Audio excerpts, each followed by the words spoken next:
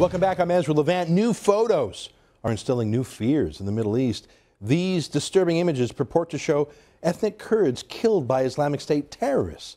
It looks like chemical weapons may have been used, seized from Saddam Hussein's old arsenal. The pictures were obtained by the Middle East Review of International Affairs. Jonathan Spires, the editor of that journal and a senior research fellow at the Global Research International Affairs Center, he joins us with more from Jerusalem. Mr. Spire, welcome to the show. I want to show those images again, and I know it's not for the faint of heart.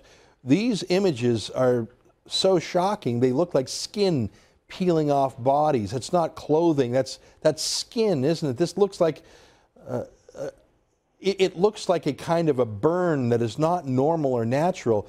Can you tell us about the provenance of these photos? Where did you get them from? How did they come to you? And how do we know what they are? Yeah, well, these photos are of an attack by ISIS fighters, we think, using mustard gas or mustard agent against Kurdish fighters in a village east of Kobani, which took place on July 12th, 2014.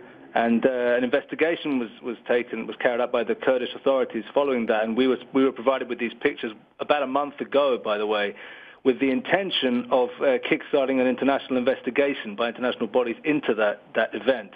Unfortunately, because the village in question has now been conquered by IS, that's no longer possible, so we decided to publish the pictures, and that's what we've done over the last 24 hours. Now, can you compare these photographs with other photographs of mustard gas attacks? Obviously, mustard gas has been used in the past, I think back to World War I, for example. Yeah. Are these photographs consistent with what mustard gas wounds look like? Yeah, very much so. What we did was we showed these photographs to Israeli experts, professionals in that field of chemical weapons, which I must say I'm not. And what they told us was that this looks like use of mustard gas in a combat setting. And since we've released the pictures, other experts, including leading British experts in that field, have said exactly the same thing. Have said, yes, if these photos are genuine, and we have no reason to believe they are not, then this looks like a case of the use of mustard gas.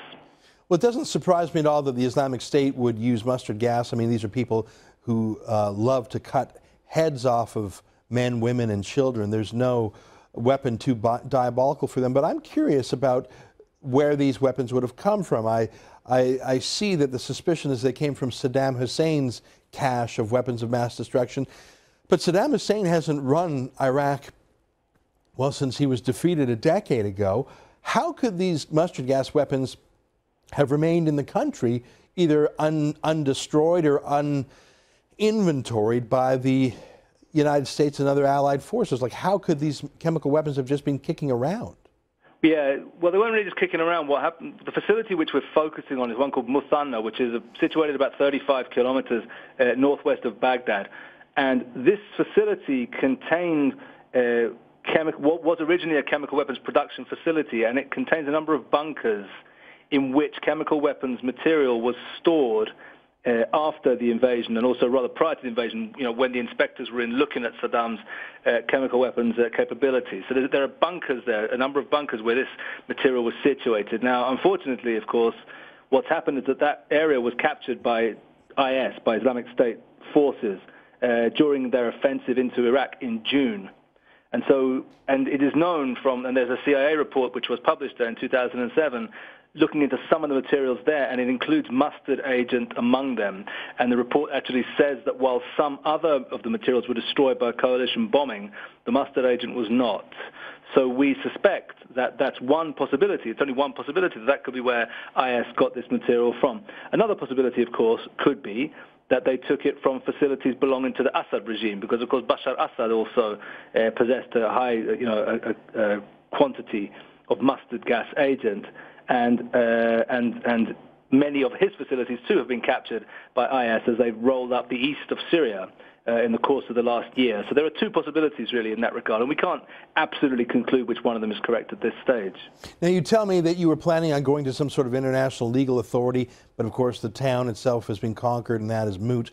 Can you tell me what media reaction you have received since you released this information a day or so ago. Have you had interest from mainstream journalism, let's say the BBC or the cable networks, the main channels, NBC, CBS, ABC, CNN in the United States?